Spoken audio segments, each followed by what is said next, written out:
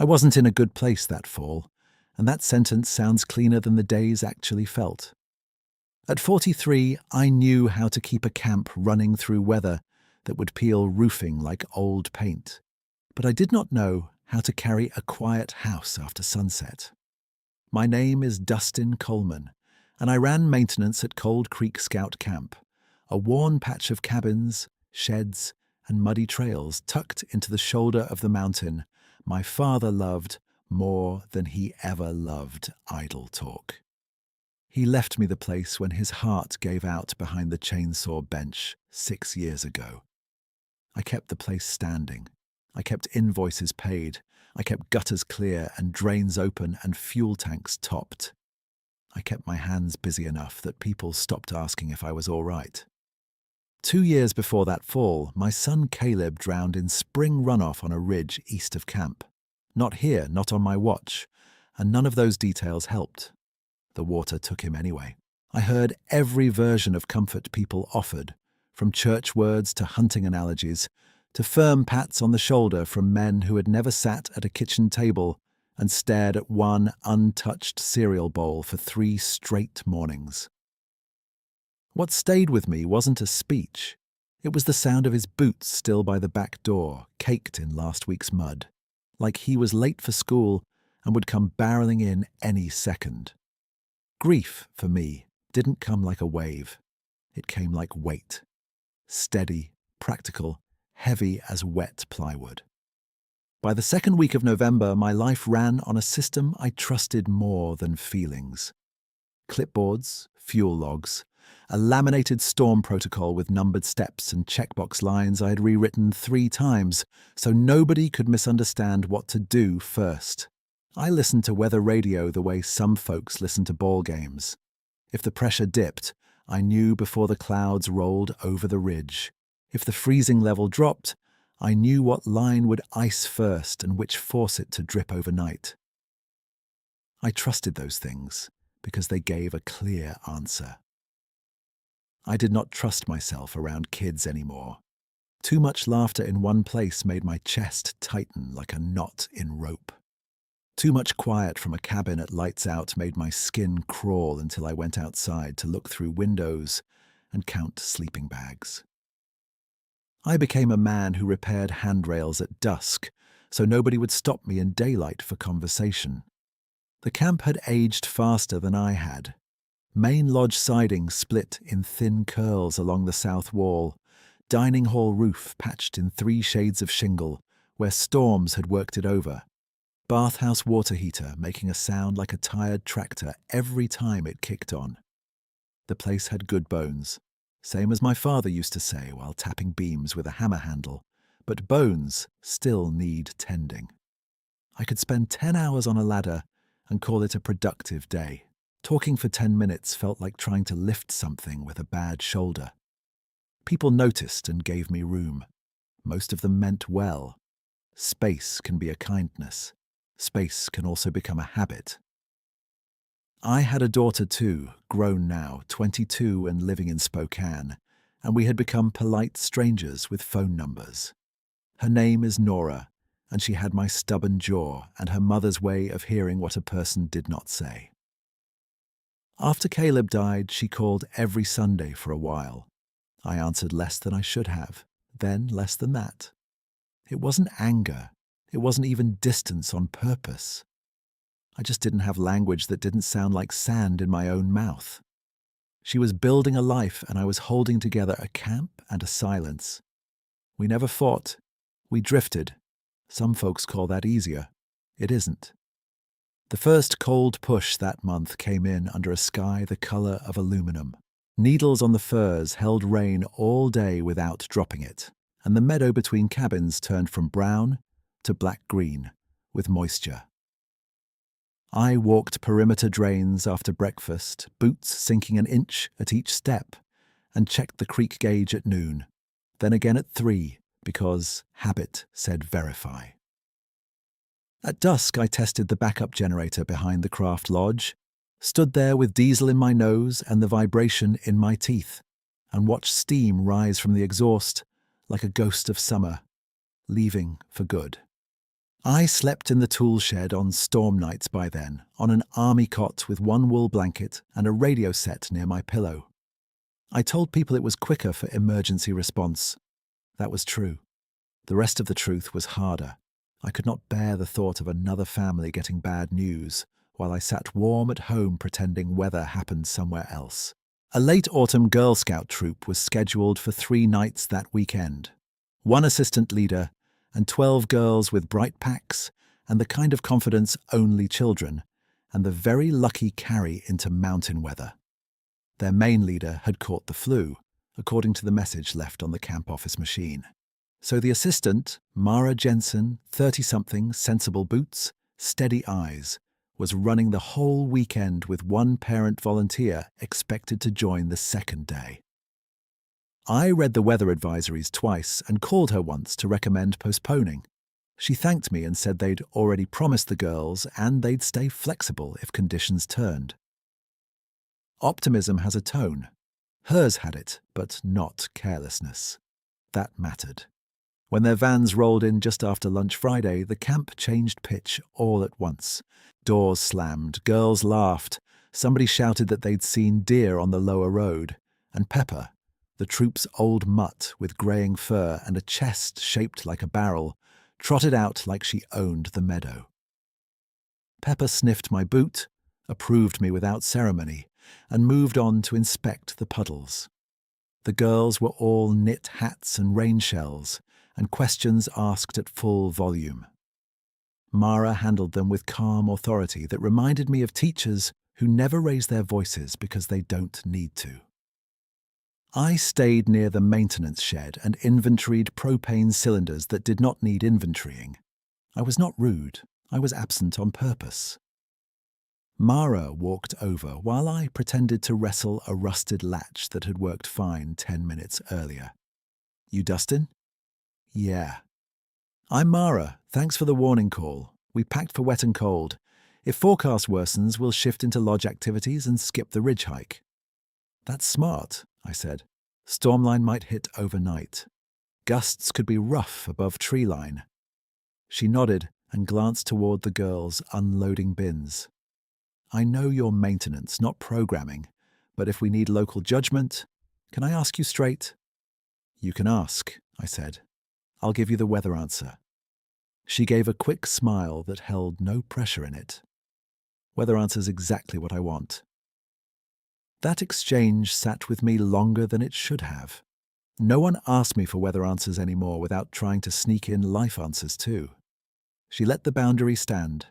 I respected that. I made myself useful at a distance.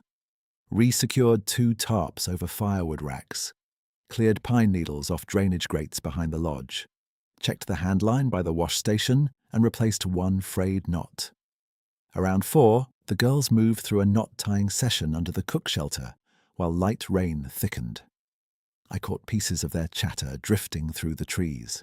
One argued that clove hitches were superior to bowlines in all practical situations, which sounded like either a future engineer or a future attorney. Another asked if salamanders got cold feet. Pepper lay under a bench, snoring softly through the whole debate like an old uncle at Thanksgiving. I used to be easy with kids. That is a plain fact. I could explain spark arresters and fire triangles and why you never leave a boot on a propane line. I could fix a broken zipper while telling a bad joke and make a homesick camper grin before lights out. After Caleb, that part of me went somewhere I could not reach. I kept seeing edges everywhere. Slippery rock, loose scree, sudden runoff, one bad decision multiplying. Every laugh sounded fragile. Every plan looked one weather shift away from grief. People said that would soften with time. Maybe for some men it does. For me, it turned into vigilance with no off switch. Useful for a foreman. Hard on the heart. Near dusk, I carried a crate of lantern mantles to the lodge and found 2 girls at the porch rail trying to identify bird calls from a field card in wet light that had already swallowed most colour. They glanced up and one asked, "Mr. Coleman, are there owls here year-round?" I answered before I could brace myself. "Barred owls stay. So do great horned. You'll hear them best after the rain settles. Do they sound scary? The other asked. Only if you don't know what you're hearing, I said. Mostly they sound busy. They accepted that like it was complete science and went back to their card. I stood there a second too long, crate in my hands, feeling that old ache and an old instinct arrive together. Protect them. Don't fail this. The two thoughts collided hard enough that I had to set the crate down on the porch just to breathe straight again. By full dark, the wind picked up in uneven bursts from the west. I did final rounds with a headlamp, checked latch points on the equipment barn, then walked the cabins where the troop was bunked. Through one window, I saw damp socks lined along a heater vent and a handmade sign taped to a bunk post that read, "Storm Team" in marker, with little lightning bolts around it. Through another, I heard Mara giving low instructions about keeping flashlights by sleeping bags and not leaving shelters alone after lights out. Practical, calm, clear. I appreciated her for that more than she knew. I ate a sandwich standing up in the tool shed, radio murmuring forecasts between static. Wind advisory upgraded. Sleet possible at elevation after midnight. I wrote the expected timeline on my clipboard, then rewrote it cleaner. At 9:30, I stepped outside and listened. Camp noises had settled into the soft rhythm I remembered from better years. Occasional laugh from the lodge, door hinge creak, rain beginning in fits against the tin roof. Pepper shaking herself somewhere near the cook shelter. The mountain beyond the floodlights was just a darker shape in darkness. No drama, just weather gathering itself. I zipped my jacket, walked one more loop around the meadow, and checked every tie-down by hand, even though I had checked them an hour earlier. Some men pray in pews.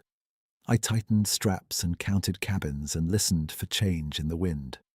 When I finished, I stood at the edge of the trees a long minute and looked back at the camp my father built, and I had spent half my life repairing. Lights glowed warm in small squares. Kids were safe for now. The radio hissed behind me from the shed door, steady as breath, and I told myself, if the storm came hard, I would already be where I needed to be. The radio hissed and popped behind me. Then the wind made up its mind. It came down the ridge in long, uneven pushes that rattled the cook shelter roof and made the hanging ladles ring against each other like thin bells. Rain turned to sleet in less than an hour, hard little pellets ticking off window glass and jacket shoulders. I pulled my hood tight and took the flashlight loop again, boot soles sliding in mud that had gone slick as soap.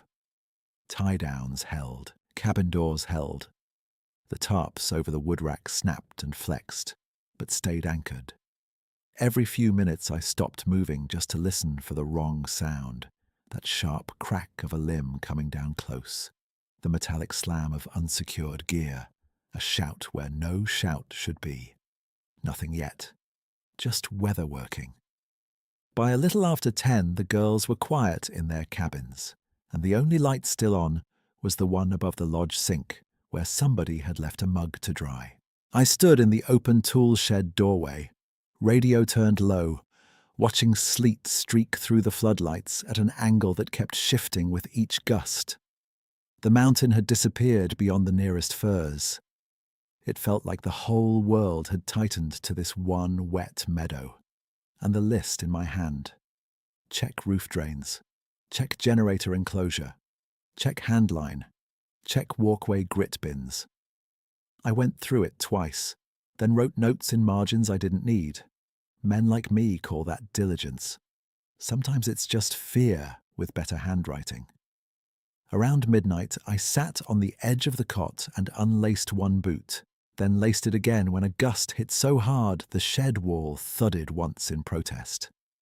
I was tired in that wired way that makes your bones heavy and your head loud. Caleb used to love storms if he was indoors for them. He'd drag a blanket to the sliding door and count seconds between lightning and thunder, serious as an engineer with a clipboard. I could see him in my mind so clearly that for a second I looked up expecting to hear his count. And when there was only the radio and sleet, I had to lean forward, elbows on knees, and wait for my breathing to settle. I had spent 2 years practicing not thinking directly at him. I could circle the loss from a distance, talk about permits, repairs, staffing, inflation, anything with edges and numbers. Storm nights stripped those defenses fast. Every gust put me back on a bank somewhere, scanning water, bargaining with facts that did not bargain back. I told myself, this couldn't be real. This old panic coming up so strong over a routine weather event. But grief doesn't care what year the calendar says. It cares about conditions: dark, cold, wind, kids asleep in cabins. That was enough to wake it. At 1 a.m, Mara knocked once on the shed frame and stepped into the light, with her rain shell beaded white from sleet. "Head count's good," she said. "One girl's nervous about the noise, but everybody's warm and dry." "Any leaks in your cabins?" "Back corner in Cedar 2 is damp. We moved that bunk. Pepper's in the hallway like a bouncer." I nodded. "If gusts get above 40, move them all to lodge floor. I'll open the west storage room for overflow." She looked past me at the radio, then back at my face. "You sleeping at all?" "Not tonight." "Me neither," she said, and gave a short, tired smile.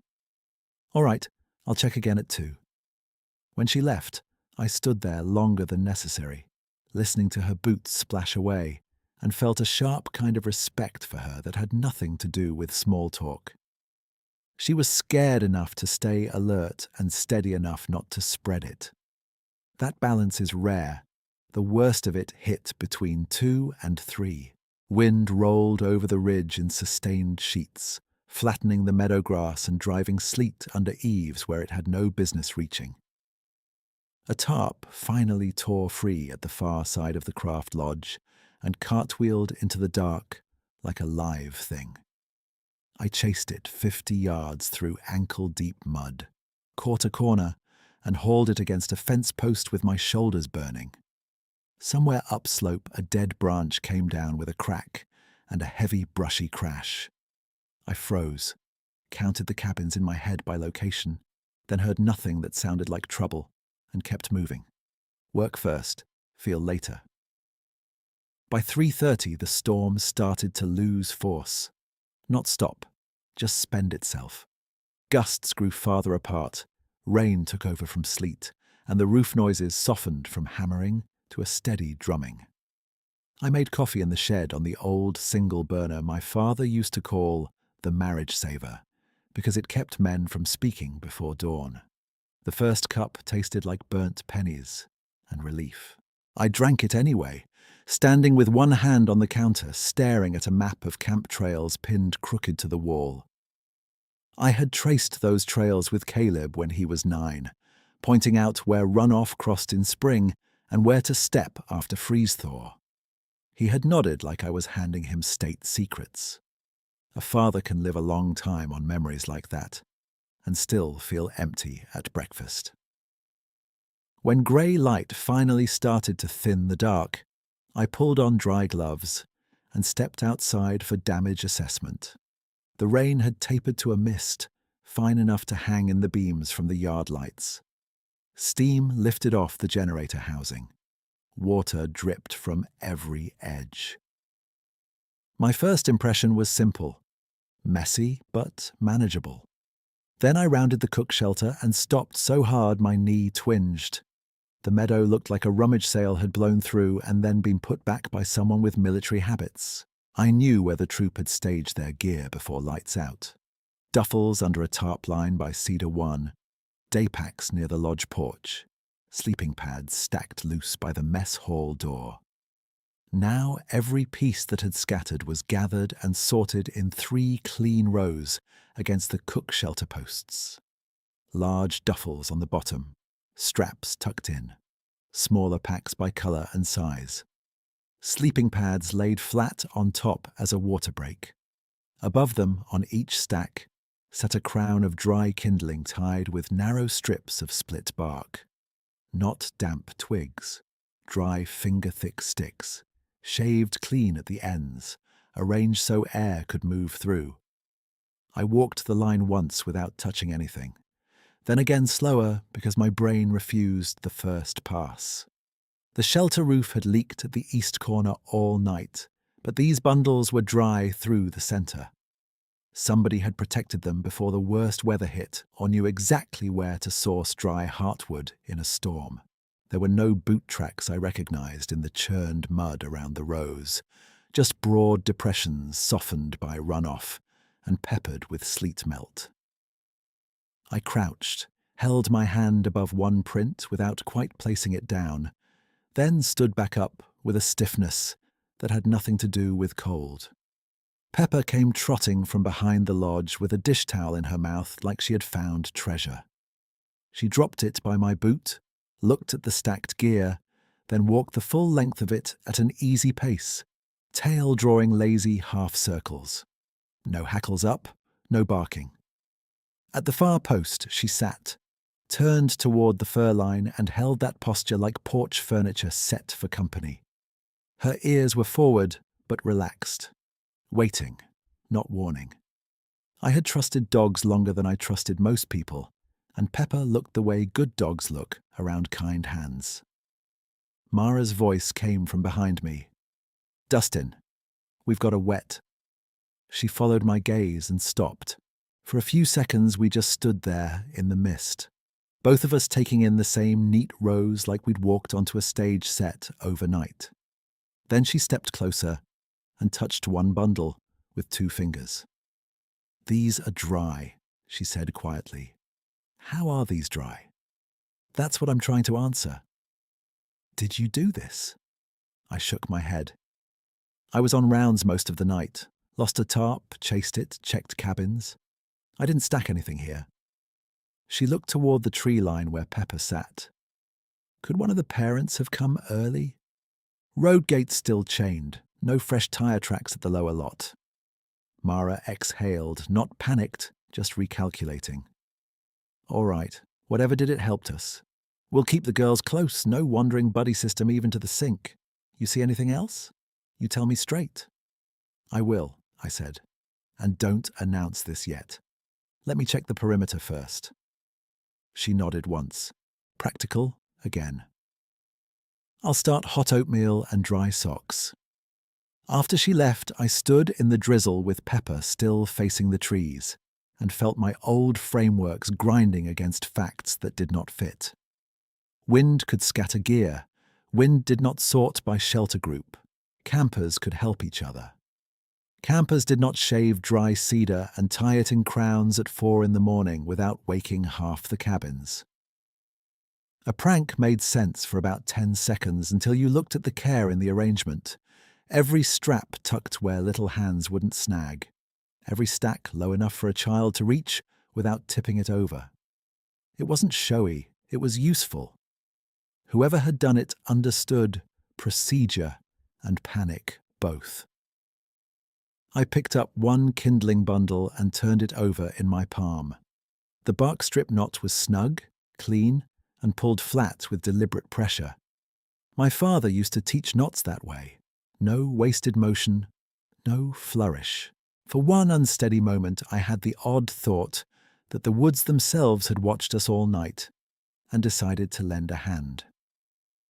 I set the bundle back exactly where it had been and almost laughed at myself, low and dry, because I was a maintenance foreman in wet gloves standing in a muddy meadow, trying not to argue with reality.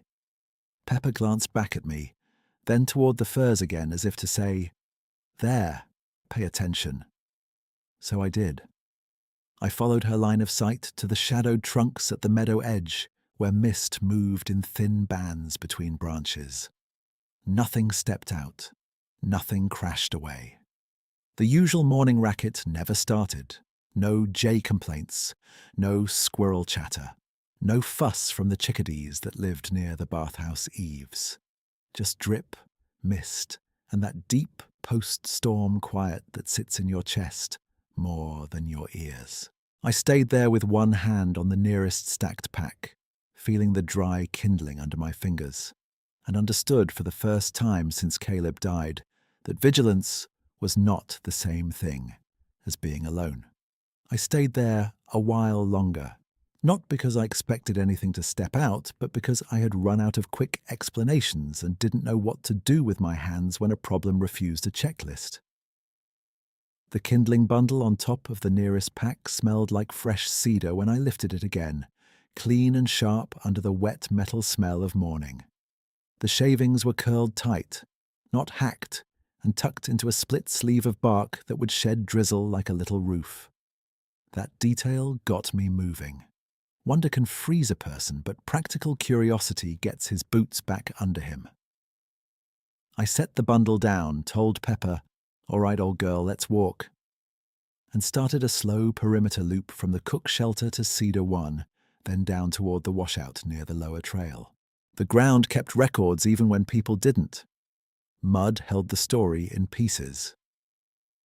I found my own prints from the night before, deep heel digs where I'd turned fast in sleet. I found Mara's narrower tread between cabins. Then, near the edge of the drainage, I found depressions that were neither of ours. They weren't clean the way textbook tracks are in field guides, and runoff had softened every line, but the scale made me stop. I laid my forearm beside one for reference and felt my throat tighten. Longer than elbow to wrist by a couple inches, broad through the middle, toe marks hinted but blurred. Nearby sat boot-sized prints, likely mine from first light, crossing at an angle like two timelines refusing to line up.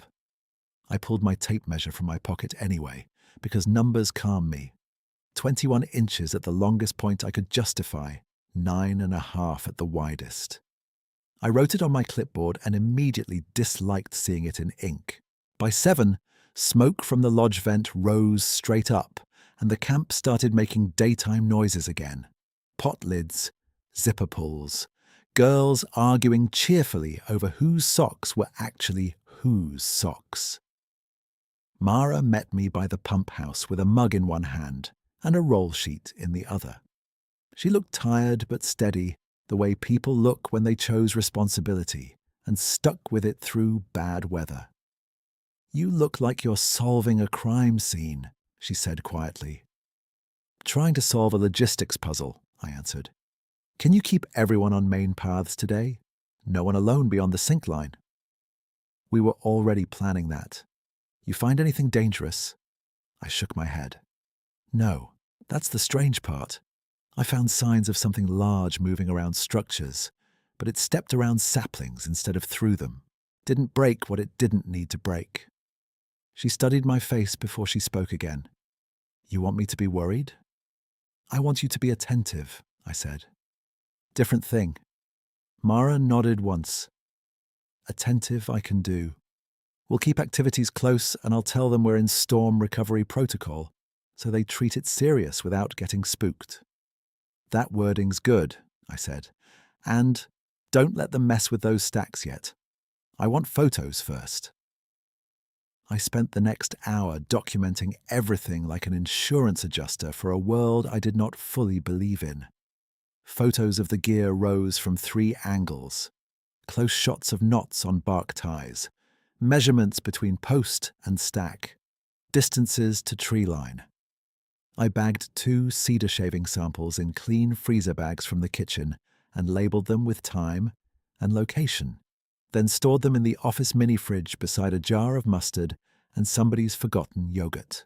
Part of me already knew I was preserving evidence nobody would analyze, but procedure steadied my breathing. If there was an answer, I wanted a trail to it. If there wasn't, I wanted an honest record of that too. Around mid-morning, I walked the washout edge twice trying to prove a prank theory. I mapped the easiest approach route from parking lot to cook shelter. Too exposed. I checked the road gate. Chain still cold and stiff in the same locked position from last night. No scrape marks, no fresh tire signatures in the mud below it. I looked for candy wrappers, cigarette butts, snapped branches, anything casual people leave when they move in a hurry. Nothing. The only non-trivial thing I kept finding was care. Bent salal where something heavy had shifted weight to avoid young furs. Deep heel-to-toe compression near the drainage where a big body had tested footing before crossing. And, under a blown log, a pocket of dry cedar shaved fine and tucked inside bark before the storm ever hit. Whoever made those bundles planned ahead. That detail ended my prank theory for the third time. By the time the girls finished a late breakfast and came out to help with cleanup, my mood had shifted in a way that caught me off guard. Grief was still there. Same weight, same familiar pull at the center of my chest. But for the first time in months, it wasn't the only thing in the room. Curiosity had taken a chair beside it. I noticed more than I hurt for about 10 minutes at a stretch, then 20. I watched the girls carry wet tarps 2 by 2 and saw competence where my mind usually looked only for risk. Pepper trotted supervisory laps, pausing whenever someone dropped a glove, always ending back at the fur-facing post as if checking in with someone I couldn't see. That afternoon, while clearing debris near the wash station, I found another sign that reset my thinking. The handline I had retied yesterday with nylon cord had snapped overnight at the midpoint where sleet had loaded it.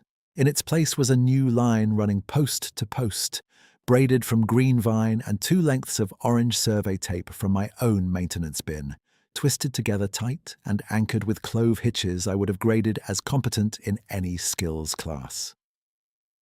The braid sat at shoulder height for an adult, just right for kids to steady themselves on mud.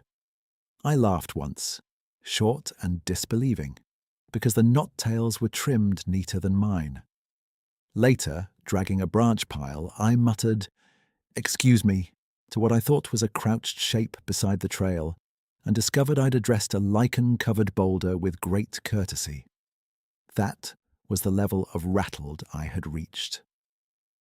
The next morning came clear and cold, sky scrubbed pale blue above the ridge. 3 days before, I would have called it a good maintenance window and left it at that. Now, every ordinary detail seemed to carry a second meaning. Chickadees were back near the bathhouse eaves. A young doe and last year's fawn crossed the meadow edge at first light, heads down, grazing toward the furs without alarm. I watched them through the office window while logging fuel numbers and felt that same underlying pattern of calm I'd seen in Pepper.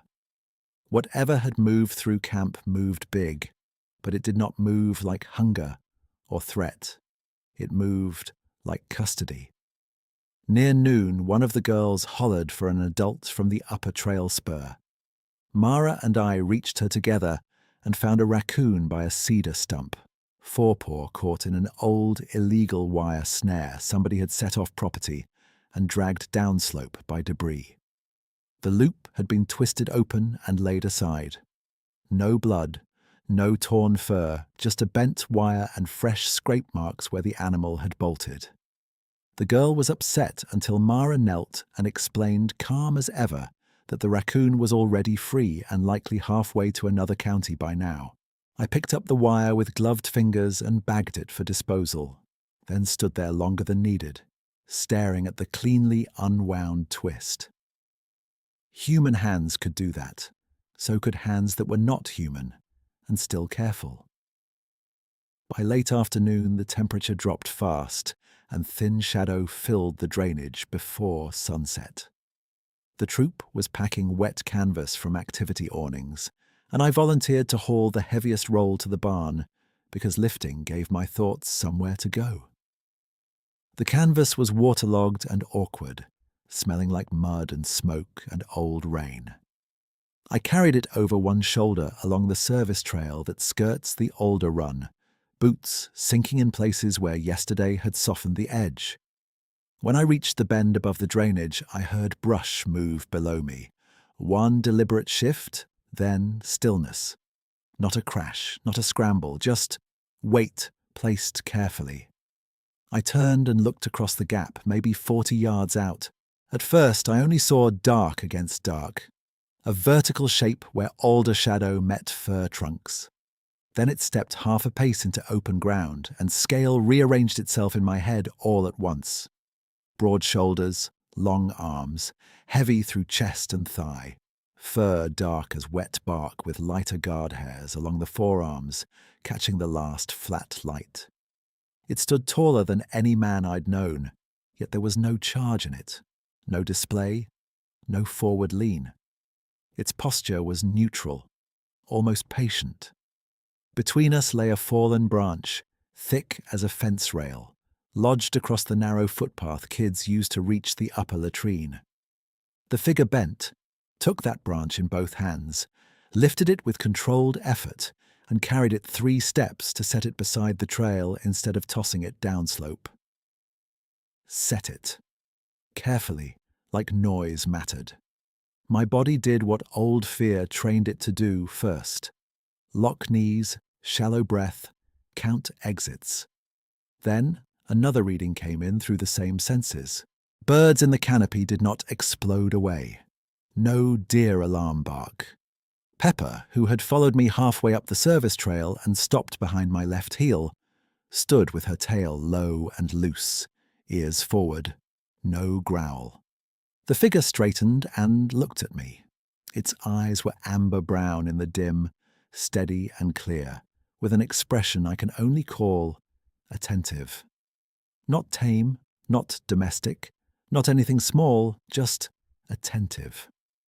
I don't remember deciding to raise my hand. It happened the way you nod at a driver who lets you merge, an old social reflex reaching for common ground. My palm was open, shoulder height. The figure held still, then tipped its head a fraction. Not submissive, not challenging, just acknowledging that I had made a choice, and it had registered. I had spent 2 years believing vigilance meant clenching every muscle against loss. Standing there in wet boots with cold canvas sliding off my shoulder, I felt that belief loosen by 1 notch. I knew somehow that I wasn't in danger. We stayed like that for a handful of breaths that felt stretched thin and bright. Then it took 1 backward step into alder shade, another behind a cedar trunk, and the shape became pieces: arm, shoulder, dark movement, then forest pattern again. No hurry, no drama, just withdrawal. The canvas thumped into the mud when my shoulder finally gave up holding it. Pepper sat beside it and sneezed once, then looked up at me like she expected I might finally say the obvious out loud. I picked the roll back up with shaking hands and finished the walk to the barn. Mara found me by the door, wrestling the canvas onto a sawhorse. She watched me for a second and asked, "You all right?" I nodded, then shook my head, then chose honesty in the smallest workable dose. "I just saw what's been helping us." Her expression stayed level. "Human?" "I don't think so." She waited, giving me room to continue or stop. I continued. Big, careful, cleared the trail instead of breaking through it, watched me, then stepped back. Mara glanced toward the darkening tree line and then back to me. Did it act like we needed to move the girls now? No. "Then we stay with our plan," she said. "Keep them warm, keep them close, finish this trip safe." That answer settled into me like a stone set right in a wall. Practical first, meaning later. I could live with that. As dusk thickened over the meadow and the first hard frost smell crept out of the low ground, I walked 1 more perimeter loop with Pepper at my knee, and every few minutes I caught myself looking toward the alder run, not with dread, but with a strange, quiet gratitude I did not yet have language to carry. I finished that loop at the tool shed, wiped my boots on the mat and checked the wall thermometer under the eave. 29 and falling. Inside, the weather radio crackled through static, then gave me what I already suspected. Freeze front arriving earlier than forecast. Wind chill dropping fast after sunset. County plows delayed on the pass because 2 separate blowdowns had blocked the upper switchbacks. I wrote the update on my clipboard, then stared at my own handwriting for a second, like it belonged to somebody else. This was the kind of night that could turn ordinary discomfort into trouble in 1 hour flat if you got sloppy. Mara met me between the lodge and cook shelter, knit cap pulled low, flashlight clipped to her jacket zipper. The girls were finishing a supervised latrine run in buddy pairs, all of them bundled and moving brisk, because cold had a way of teaching cooperation without speeches. "Give it to me straight," she said. "Road out is a no for tonight. Freeze line's here now, not later. We consolidate heat and keep everyone dry from the knees up first, then feet, then hands." She nodded and called over her shoulder toward the lodge door. "Hannah, tell everyone, no one sits still in wet clothes. We rotate by the heater, 2 at a time." Then she looked back at me. "You want a full move into the lodge?" "Not yet. Cabins are fine if they stay dry. But we stage for it. Bring extra blankets to the hallway now so we're not doing it at midnight." "That I can do." She hesitated a beat, then added, lower, "You still think what you saw was out there?" I kept my eyes on the meadow edge. "Yeah." "Do you think it's watching us?" "Yeah." "Do you think it wants harm?" I shook my head. "No, that's the part I can't fit into any old category." She took that in with the same practical face she wore for logistics. "Then we work our list and stay respectful." Respectful. That word landed clean. Not scared, not reckless. Respectful. For the next half hour, I moved fast and methodical, same as I had through 100 bad weather shifts. Checked propane valves, cleared slush from the cook shelter step, dragged 2 rubber bins of dry socks and spare gloves into the lodge vestibule, topped off the tea urn. The girls came in and out in waves, cheeks red from cold, voices bright and a little too loud in that way kids get when they're trying to prove they're fine. Pepper stationed herself by the door, receiving each return like she was taking attendance. Every few minutes she'd turn and look toward the furs, then back to us. Never tense, just aware. My own mind kept circling what I had seen at the drainage. I tried to force a simpler answer, oversized bear, bad light, stress. But none of it held. Bears didn't lift trail obstructions and set them neatly to the side. Bears didn't braid a handline from vine and survey tape. Bears didn't sort children's gear by use priority and cap, each stack with dry kindling built for quick ignition in wet conditions. I had spent 2 years using logic like a shield. That night, logic didn't fail me. It just led somewhere I hadn't been willing to go. Whatever was out there was large enough to break things without effort and careful enough not to. That combination changed the whole equation. I stepped back outside to pull 1 more armload of split wood from the rack and stopped on the lodge porch. The rack I had filled that morning was fuller, not lower. The new pieces were older deadfall, dry through the center, split with clean fractures like wedges had found natural seams. No axe marks I could see in porch light. The stack sat under the overhang in a tidy rectangle, knee-high and stable, with thinner sticks sorted on top in descending size like a teaching diagram for fire building. My chest gave 1 hard thump. I set my own armload down beside it and said, under my breath, "All right." Pepper came to stand next to me, shoulder touching my shin. She looked where I was looking, beyond the porch light, past the meadow churned by yesterday's storm, into that dark fringe of trunks where the camp met older forest. There was movement there, not rushed, not sneaking. A broad shape passed between 2 cedars and paused where moonless sky gave just enough contrast to read outline. Tall, wide through the chest, arms long and low. It stayed at a distance that felt deliberate, like someone giving you room in a crowded store aisle even when they could push through faster.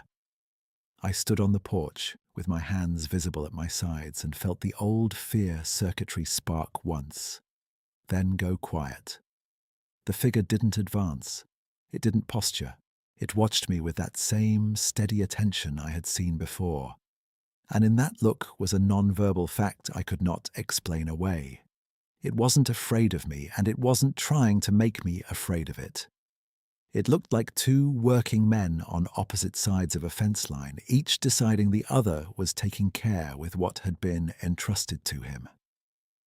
I lifted one hand again, palm open.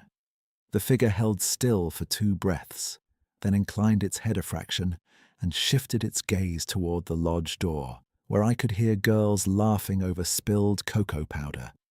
Then it looked back to me. Message received. I actually whispered, "Evening," to a 9-foot neighbor in the tree line. And if that wasn't the strangest social moment of my adult life, I don't know what was.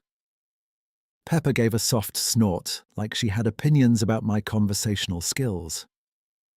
An hour after sunset, the cold sharpened enough that every exhale hung white under the eaves. Mara sent 3 buddy pairs to do a final quick latrine check before full indoor rotation, each pair with headlamps and a troop rule about staying on a marked path. I watched them go from the porch, counted 6 lights out, 6 lights back in, then did my own scan of the trail junctions. By the time the last pair returned, all 6 girls were talking over each other, not panicked, just startled in that excited, half-disbelieving tone people get when something obvious appears where it shouldn't. There's more wood, like way more. And the little fire circles are built already.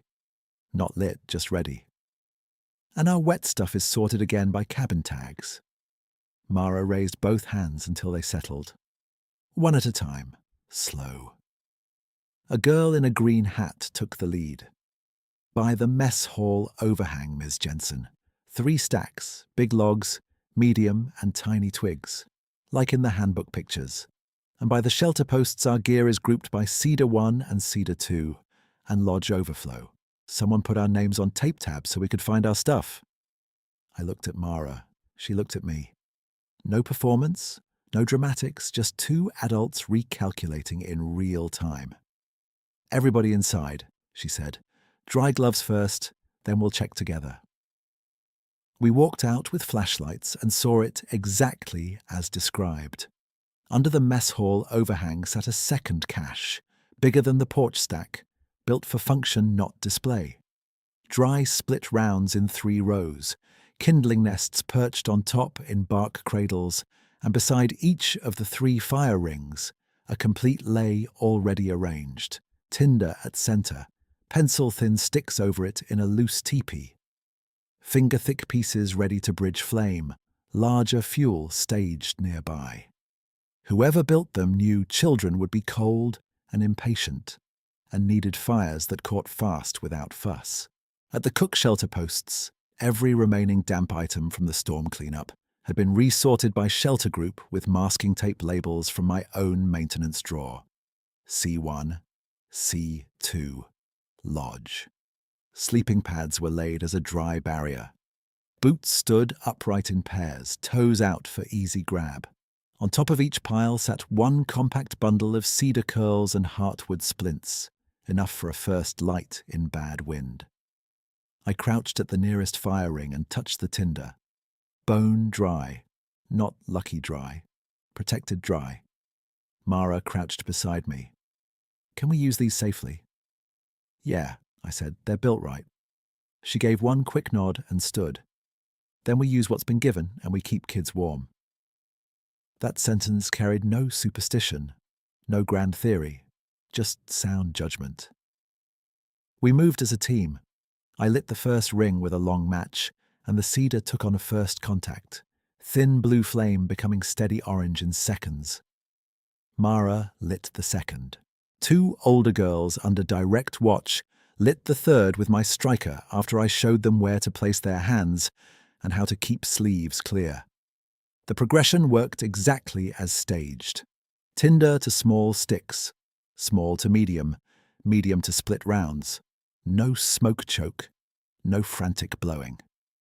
In 10 minutes, all 3 rings were giving usable heat. Girls rotated through for warm-up, then into the lodge for soup and dry layers.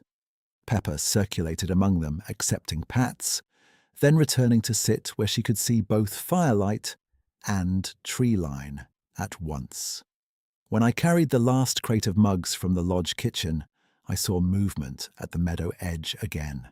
The same broad figure stepped from behind a cedar, with an armload of deadfall against its chest, walked to the limit of porch light, and set the wood down beside the nearest ring within easy reach.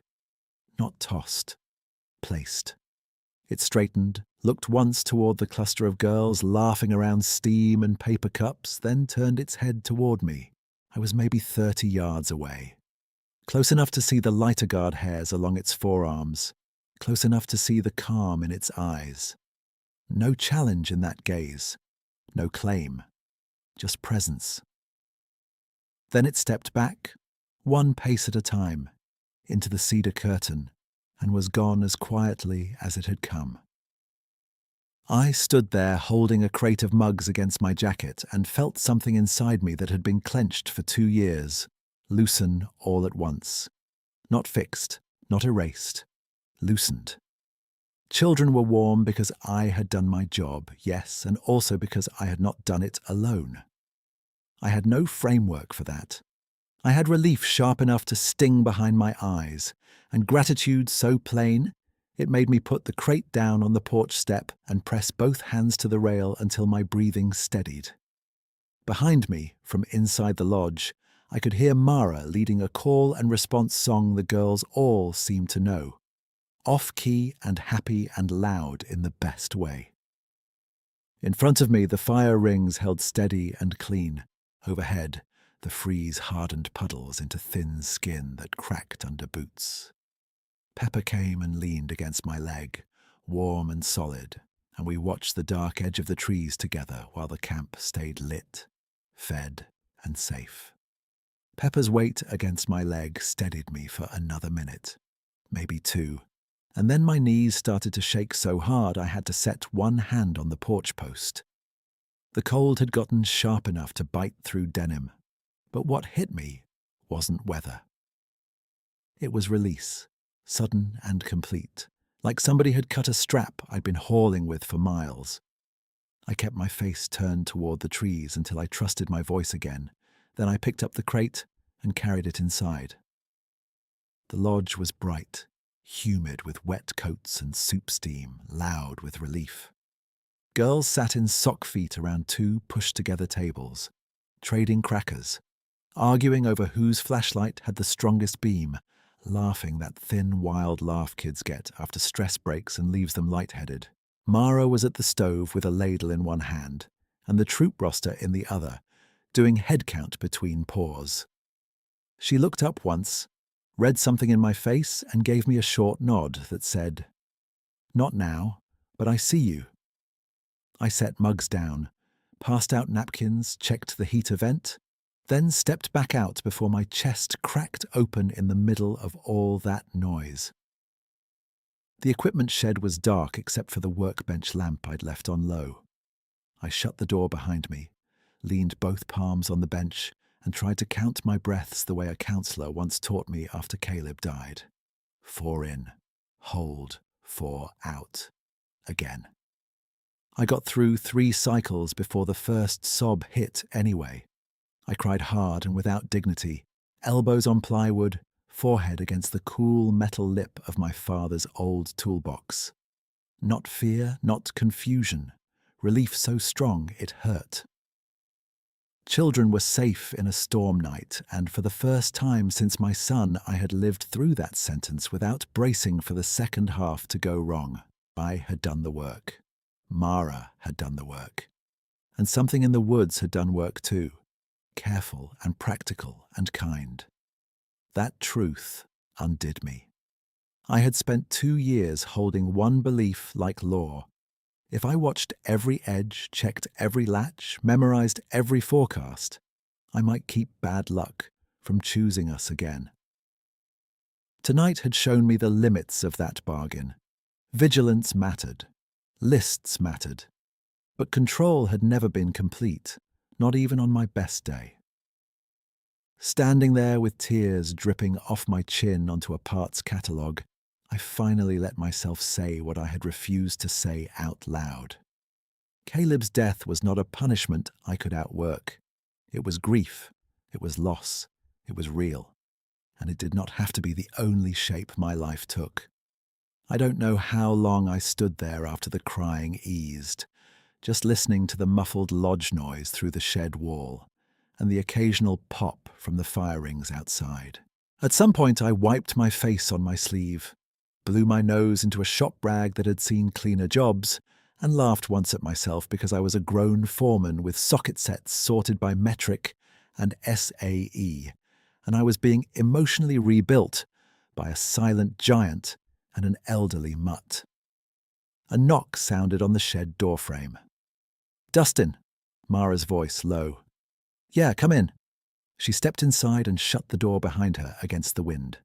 Up close, she looked as tired as I felt, eyes red from cold and smoke, hair coming loose under her cap.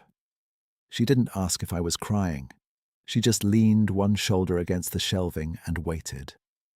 I gave her the plain truth, because anything less felt disrespectful to the night we were in. I saw him twice before tonight and once just now by the fire rings. Big, dark, upright, maybe 9 feet, moving careful as a medic. He cleared trails, stacked dry wood, sorted the girls' gear, stayed back when we were crowded, came close only to set what we needed within reach. I'm not asking you to believe me. I'm telling you what I saw. Mara held my gaze and nodded once. I believe that you're not a man who embellishes. Whatever helped us tonight, we say thank you. Then we keep these kids warm, dry, and accounted for until daylight. That's our job. That was it. No argument, no nervous joke, no attempt to file the moment under folklore or stress response. We stood in the quiet for another breath, 2 professionals in wet boots deciding to honor facts as we had them. "Road update?" she asked. "Last report was plows delayed at the upper switchbacks." "Can you call again in 15? "I will." "Good. And when you're done, come eat. You look like you've been chewing nails." After she left, I washed my face at the utility sink, drank half a bottle of water, and opened the incident log on the bench. I wrote in block letters so I couldn't pretend later I'd imagined details. Additional dry wood appeared 1915 hours, 3 fire lays pre-built correctly, gear sorted by shelter groups, no signs of malicious activity, animal behavior calm, dog, deer earlier. Under source, I wrote one word, unknown. Then I added another line in smaller print. Assistance observed from large non-human biped at meadow edge, non-aggressive, deliberate distancing. I closed the log before I could edit myself into lying. By 9:30, the temperature had dropped to 24, and the freeze had locked a thin crust over puddles between cabins. I radioed County Road twice and got an answer the second time. Plough crews expected to clear 1 lane by first light if no new blowdowns came down overnight. I relayed that to Mara in the lodge doorway while she passed out second servings of soup. "Morning exit possible," I said. "Not guaranteed until we see it. We'll sleep in layers and keep the bags packed." She looked past me at the firelight. "You up for another perimeter in 20? "Already on my list." "Mine too." We rotated the girls through bathroom runs in supervised groups, then settled them into cabins with dry socks, warmed water bottles, and strict buddy rules. Pepper made final rounds with us, nails ticking on frozen boards, then chose a spot in the lodge hall where she could watch both cabin doors. Every time we stepped outside, she lifted her head and tracked us, satisfied only when we came back with the same number we left with. At a little after 10, with camp mostly quiet again, I carried a fresh kettle from the lodge to the nearest ring and fed each fire 1 split piece at a time. The wood burned clean, almost sweet, cedar and fir mixing in a smell that reminded me of old winters when my father was still alive, and weather was a problem to solve, not a moral test. The stars had started to show through broken cloud, hard white points over black tree lines. My breath drifted in front of me and vanished. When I turned from the third ring, he was there again at the meadow edge, farther back than before, half framed by cedar trunks. No sudden entrance. He had simply become visible when my eyes adjusted, as if he had been standing still for a long time. The scale still startled me, but the feeling underneath it had changed. I felt watched over, not watched. I set the kettle down and kept my hands where he could see them. "They're warm," I said quietly, because talking felt right, even if I got no answer. All accounted for. He shifted his weight once, slow and balanced, and I saw his left hand open and close around nothing, a working hand at rest. Then he bent, picked up a small branch that had fallen across the muddy path by the ring, and laid it aside exactly parallel to the others stacked for morning cleanup. Even in leaving, he tidied. I remembered the labelled bags in the office fridge, the measurements on my clipboard, the snare wire tagged for disposal, every part of me that wanted a tidy chain of evidence with a signed name at the bottom. Some of that mattered. Records matter. Safety protocols matter. But standing there in the cold, I understood the larger thing didn't need proving to become true in my life. Kindness had happened. Children had been protected. My heart had shifted position. Around midnight, the wind eased for good. That was the line I noticed later in my notes, because once the gusts dropped, the whole camp seemed to exhale. Cabin walls stopped creaking. Fire rings settled into steady coals. Somewhere upslope, an owl called twice, and then went silent. I made one final check of door latches, propane valves, and walkway grit bins, then crossed the meadow with Pepper to the stump near the cook shelter where the first kindling crowns had appeared. I took one dry bundle from the reserve pile, set it on that stump with both hands, and stepped back. Not an offering in some grand sense. Just manners. Just reciprocity in the only language I had. When I turned toward the trees again, he was moving away between the cedars, profile briefly silvered by starlight along shoulder and brow, then dark again. No backward look, no theatrical pause. He threaded through the trunks with astonishing care for something that large, avoiding low branches, placing each foot where frozen ground wouldn't crack ward. The distance widened by degrees until he was no longer a figure but a rhythm in shadow, then not even that. Pepper watched until the last motion disappeared. Then she gave one soft huff, circled once and sat beside my boot. I stood there with her in the cold and listened as ordinary sounds returned. One by one, water ticking from an eave, a late chickadee rustling in roost, the quiet shift of logs settling in the ring. Behind me, the lodge heater kicked on with its familiar tired rattle. Ahead of me, the tree line held its dark, patient shape. Nothing demanded explanation right then. Nothing asked for spectacle. A good night's work was done, and whatever had shared it with us had gone back to its own life without needing thanks spoken out loud. I gave it anyway, under my breath, and went inside to finish the shift. At 5:12 the next morning, the radio on the lodge counter cracked through static and county roads confirmed one narrow lane open on the pass. Escorts recommended, chains required above the second switchback. Mara and I stood shoulder to shoulder over the map while coffee steamed between us. "They can move in convoy at 8 if we're packed," I said. "We'll be ready at 7:30, she said. "No heroics, no sightseeing, just home."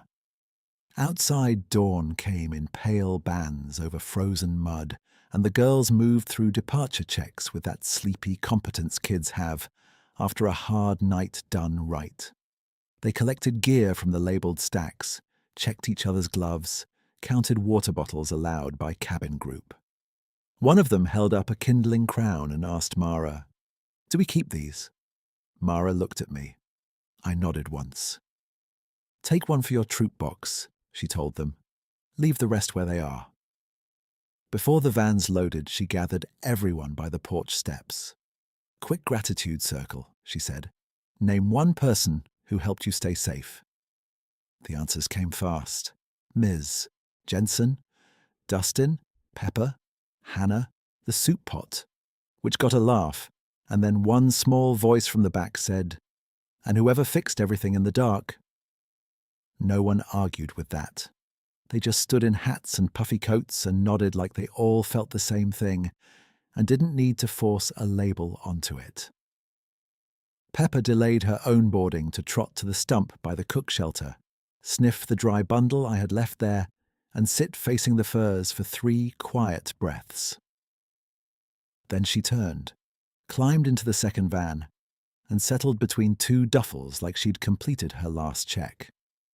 When the convoy pulled out, Mara leaned from her window and called, "Send me your incident report by Monday.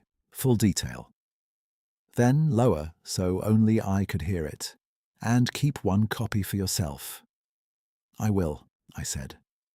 After the taillights disappeared down the lower road, camp went still in a different way than before. No urgency in it now, just aftermath. I walked the meadow with a 5-gallon bucket and picked up what storms and children always leave. 1 spoon, 2 hair ties, a waterproof mitten, a laminated knot card, half a roll of masking tape. At the first fire ring, I found 3 parallel impressions in frozen ground, where heavy feet had planted and turned away. At the wash station, the braided vine and tape handlines still held. At the upper trail spur, the branch by the path remained stacked exactly straight, as if placed by a carpenter who respected walkways.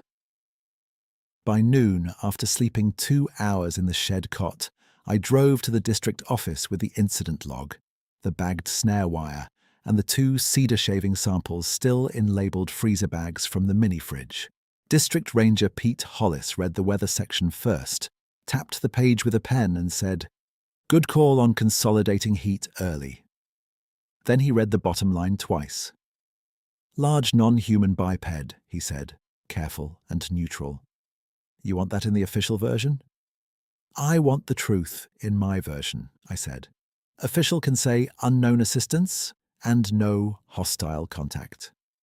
He leaned back, studied me, then nodded once. "Fair. Unknown assistance, verifiable outcomes. That keeps us honest and useful." He slid the snare bag toward himself. "I'll send this to Fish and Wildlife. Illegal set, no tag." He lifted 1 cedar sample, opened it, smelled it, and raised his brows. "Dry heartwood, shaved fine. Could have come from old deadfall undercover. Doesn't prove much." "Didn't expect it to," I said. He handed the samples back. "Your call if you keep them." I kept 1 and left 1 with the file. That was the balance I could live with. 3 days later, Mara called just after supper while I was replacing a cracked sink trap in the lodge kitchen. "Road report reached council," she said. "They're grateful, and they want to commend your storm response." "Team response," I said. "You held that troop together." She paused. "I wrote my leader statement today. I used your wording. Unknown assistance, practical aid, no threat behavior, children safe. I also wrote 1 line that won't make the newsletter." "What line?" "That kindness can arrive from outside your expectations, and you should still know what to do with it when it comes."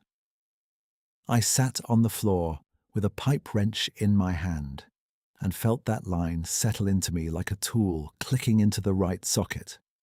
"That's a good line." "It's a true line," she said. By the 2nd week of December, I made the call I had postponed for months and dialed Nora before I could edit myself out of it. She answered on the 2nd ring. "Hey, Dad." "Hey, kiddo." My voice caught on the old nickname, but I kept going. "You got 10 minutes?" "I've got all evening if you need it." I stood at the lodge window while sleet tapped the glass and told her the whole thing in plain order. Storm, stacked gear, dry kindling, prints, fire lays, safe kids, the figure at the meadow edge. I expected skepticism or worry about my sleep, or that soft, careful tone people use when they think grief has bent you too far. She listened without interruption. When I finished, she let out a breath. "I don't know what category that fits," she said, "but I know your voice right now. You sound like yourself." I had to sit down on an overturned bucket. I didn't realize I'd gone missing. "I did," she said, not unkindly. "Can I come up after Christmas? You can show me the camp. We can argue about your terrible coffee in person." I laughed then, full and surprised. "Coffee improved since your last review." "Doubtful," she said. "I'll bring beans." After that weekend, Mara and Council asked if Pepper could winter at camp between troop outings, with her still returning to Mara for scheduled trips and events. I said yes. She came in January with a duffel and a grocery bag full of things she claimed were essentials, and I called city nonsense until the first cup proved her right. Snow sat high around the cabins, and we spent Saturday morning clearing roof edges with push poles, then warming our hands over the shop heater while Pepper snored under the bench. Nora found the preserved cedar sample in a labelled jar on my shelf, turned it in the light, and said, "You kept this." I kept one, filed one. She nodded. "That sounds like you, evidence and wonder, both." We walked to the cook shelter stump that afternoon. I set down a fresh kindling bundle, dry and tight-tied, and stepped back. Nora didn't ask if I expected anything in return. She just stood beside me in the thin winter sun and watched the fur line with the same respectful quiet Mara had shown, the same quiet Pepper had carried all weekend in November. By the first Saturday in March, the council had asked me to run a storm readiness clinic for mixed youth troops, and I said yes before fear could dress up as caution. 12 kids stood in a semicircle by the fire rings while I held up 3 sticks. "Tinder, bridge, fuel," I said. "Order matters when your fingers are cold. Calm matters more." One boy asked, "What if we panic?" "Then you use your list," I said. "Lists are for the minutes when feelings run fast." A girl near the back lifted a hand. "Who taught you this setup?" I looked at the neat rows they were building and felt grief press in, familiar and not in charge. "My dad taught me first," I said, and life kept teaching. That afternoon, after the kids left, Pete Hollis stopped by with a wildlife officer to close the snare report. The officer confirmed they traced 2 more illegal sets on adjacent private land and removed both. No active injuries found. "Your bagged wire helped," she said. "Good documentation." She asked politely if I had any additional physical evidence related to the unknown helper. I showed her the photos, the track measurements, the remaining cedar sample. She logged unverified large track event, no threat indicators, and did not smirk once. Professional, contained, done. At supper, I sat at the lodge table with Nora and called Mara on speaker. We compared calendars for spring bookings, laughed about the superior flashlight beam debate that was still apparently unresolved in her troop, and finalized a weather threshold checklist she wanted laminated for all her leaders. Before we hung up, she said, "Pepper still sits and stares at the tree line when storms roll in, tail doing those half circles." "Mine too," I said, with Pepper thumping once under the table. The last scene belongs to early October, first serious front of the new season. I was alone at dusk after securing tarps, and the meadow smelled like wet leaves and cold bark. I carried a dry kindling bundle to the same stump, set it down, and stood with my hands in my jacket pockets while light drained out of the trees. No spectacle followed. No giant silhouette stepped into view. Wind moved through cedar boughs. An owl called once from the upper drawer. The camp generator kicked on and settled into its familiar hum. I stayed 10 minutes, maybe 15, then headed back toward the lodge. At the porch steps, I turned and looked once more at the tree line, dark and patient, and felt the shape of my life as it was now. Still practical, still weather-aware, still built on checklists and maintenance logs, but no longer narrowed to fear of failing what I loved. Caleb was still gone. That pain stayed true, but it no longer erased every other truth. Children could be kept safe. Help could arrive without announcement. Mystery could stand beside good procedure and not cancel it. I locked the lodge, checked the radio, and wrote the night's final line in the logbook before lights out. First storm watch of the season. Systems good. Kindling left at stump. Gratitude remains.